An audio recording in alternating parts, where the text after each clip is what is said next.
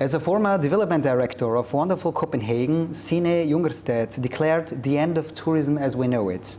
Today, Signe is the co-founder and CEO of Group Now, a strategy agency specialized in destinations. Signe, let's start with the first question.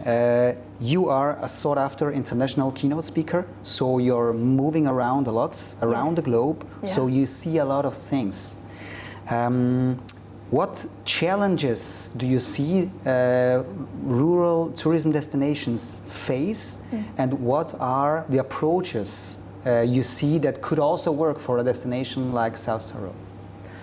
I see a lot of the same challenges. Even I know that we always think about like rural and then city or urban destinations, and even across those there are many of the same challenges. Some of the challenges are how do we develop tourism more sustainably? That goes for everyone. Then the expression of that is a little bit different depending on what kind of destination you have. Maybe before you were mostly a winter destination, and now you don't have the same amount of snow that you used to. So the impact of climate change and how that's impacting seasons is a big thing. And seasonality, I would say, which is of course closely related, is a big challenge for most of the rural destinations that I meet, that I get to talk to.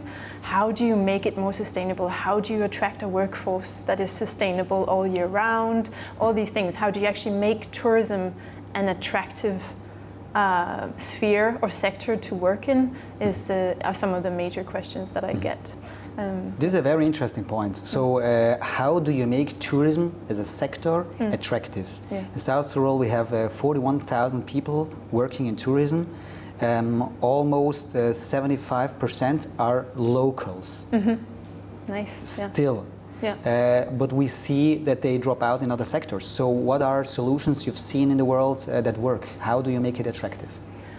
I think, first of all, like if you can actually make it into full-year jobs, a career that you can stay in and that you can build is one of the things that you can do. Then, of course, it's basic stuff like that. Tourism also delivers on, nice salaries, good offerings, and then I think there's also an aspect, and especially from younger generations, that tourism looks beyond tourism, right? Because we talk about tourism as a sector or as an industry.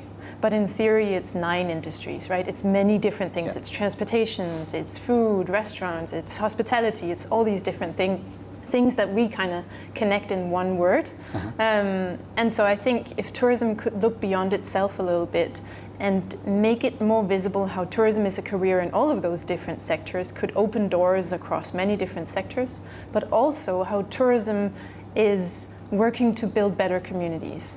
Because younger generations, for example, are very critical, and I love that, very critical of tourism. Tourism is bad for the environment, tourism is bad for local communities and all these things. So looking beyond that and thinking about how could we actually be a positive part of that, I think will be key to attracting talented workforce in the future. So it's about community mindset? Yeah. Definitely. Being proud on what we do. And not hiding because we've done something wrong maybe in the past. Yeah, I think so. Not hiding, but also reinventing, reimagining how do we actually work with tourism.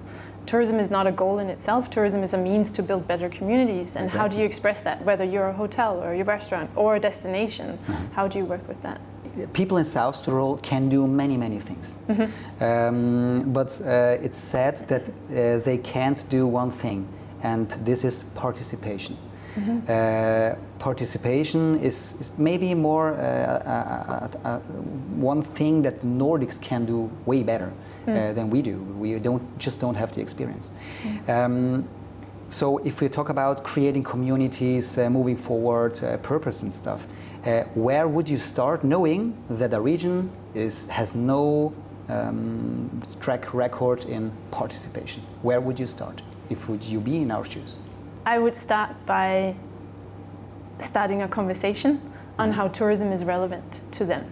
Because very often we want people to talk about tourism because it's important to us, destination people, tourism people, but we don't actually translate it into a local life. Why is tourism important for you too? Why should you engage with tourism? So that would be my start. When I communicate about tourism, I wouldn't How just do say... you start with 530,000 people? Whenever you are in the media talking about tourism, I would move beyond simply focusing on, a lot of destinations, they focus on number of bed nights, percentage of growth, how did we create economic benefit for the entire region. Things like this is what we very often communicate because that's how our success is measured. But you need to start talking about how tourism is part of actually making sure that we have the culinary experiences that we have, or support jobs for younger generations and all these things. Like, you need to create a new narrative around tourism that makes it relevant for everyone to take part in. But isn't it then one directional communication and not creating a community or a discussion? Yes, and that's what I mean. So that's your role, right? Okay. And then you need to open a conversation, invite people in. If you're doing a new strategy or if you're developing new initiatives, make it open, make it an open process. Invite into workshops, invite opinions, invite people to vote for the best initiative. There are so many different approaches to this.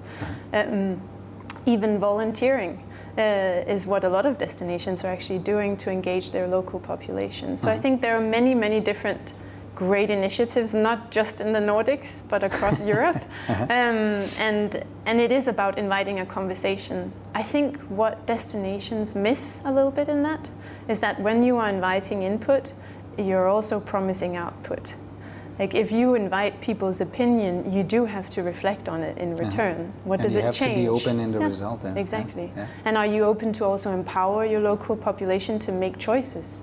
If you say, well, these are the 3 initiatives that we think would be great, maybe they have a 4th idea. Is it better? Then that's what you should do.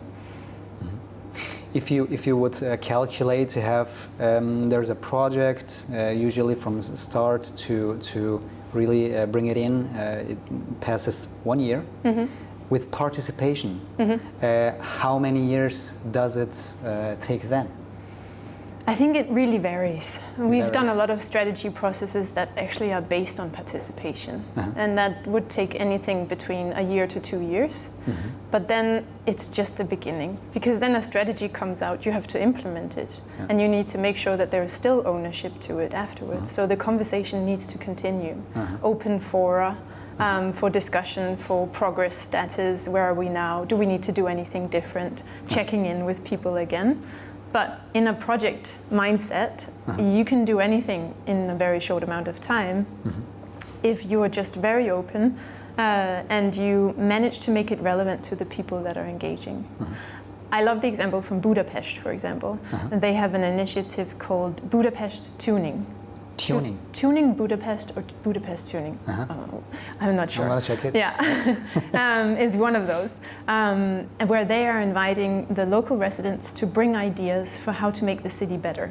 So it's anything from roller skating festivals to music pop-ups to new markets to everything. If your ideas are selected, you get funding to actually execute the idea. You also get mentorship, advice from the destination organization in terms of how to actually do it, get it out in real life. And I love that because very often destinations or city planners go into closed rooms, decide what's the best to do. But here you're inviting the people who actually live it to decide what's the best to do. And then you help them actually do it. So I think... And then they have the power to do it, so the expertise and the time to execute on that ideas. Yes, of course. Then you get the funding to actually make sure that it can happen and that you can build the resources to execute on the ideas. Interesting. We should do a study trip to You should. I'm coming. You're coming with us, great. Let's stick with this topic. You've launched similar strategies for Copenhagen, right? So it was tourism for goods, Localhood, and others. What would you do differently today? So how did you do it? And what would you do differently today if you could do it again? Yeah, I love that question. I think the Localhood-Strategy, as it's often called, was actually when we declared the end of tourism and then we welcomed this new era of localhood. And it was one of the first time, this was launched in early 2017, which feels like ages ago, right? And at that time, it was one of the very first initiatives to really address that we need to be both livable and visitable. It's also about, we called it people-based growth. It was about like, are we checking in with our local residents? Are they still happy with how we're doing things? So it was a great first step. I do think that we were still staying within tourism. We were asking them, do you like what we're doing? Okay. And then they got to do this and this. Yeah. But we weren't asking like, what could we do? Like, what can we do to make Copenhagen, in this case, a better city, a more livable city with tourism, by tourism? You know, what can we do to work for you? And I would have pushed that further today, I think, for one. And then I would have looked at what should we stop doing? Because we were adding new stuff, right? Yeah. We were saying we also have to do this, and we also need to do this, and sustainability, by the way, we should add this, and all these things. What create? Yeah. Yeah. But what should we stop doing? Because that's equally powerful to say no. But actually, if this is the direction we're going in, it has consequences for where we were before. And I think we declared the end of tourism. It was very loud, and a lot of changes came out of it, but being very conscious and very clear on what does it mean in terms of no more is something I would have liked to be even more clear on, I think, today. Now you're not part of the board there, no. So do they still execute on these ideas, or did they already, since the founder of, or the creator of all the ideas has gone, is it all diluted now? I will say, luckily, I was part of a team, so I got to lead the efforts, but the ideas also came in the organization and out of the organization. And I think they've been working to redevelop it, to reimagine it. Then COVID happened and they had to work with it in completely new ways. And luckily, you can say, Localhood and the idea of Localhood made very good sense during COVID, refocusing on your locals and how do we develop experiences in new ways. So I think they're moving forward in a new way, but still based on sort of the same core. So I'm happy to see that. I think some of the next steps will be to really think about how do we develop tourism in a much more participatory manner, with a much stronger focus on empowerment of people outside of the destination organization or even outside of tourism. Some great things are happening, like in Berlin, they established a tourism advisory council, I think it's called, with citizens from all the different parts of Berlin, from each part. I think there are about 25 people in the council that meets, I think, every month and discuss tourism and make advice, ask questions, and all these things. And these, I think, entities of like citizen councils that also reflect on tourism, I think are very important to have. The people in this council are common people, or are these voted? They voted for them. They had to raise their hand, and they said, "Okay, you can do it."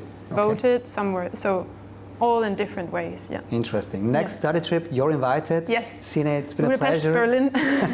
See you there. Thank you for all the insights.